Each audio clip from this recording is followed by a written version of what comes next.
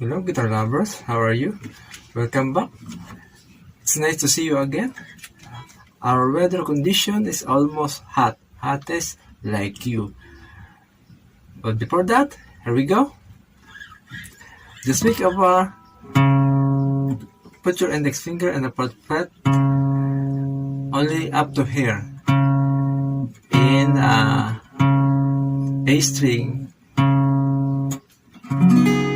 and then your ring finger put in the 6th fret of D string, then your pinky in the 6th fret of B string,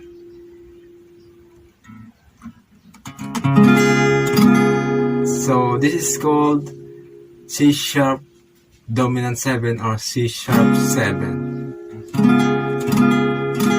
So I will learn and you got it. So I'll be right back. Don't forget follow.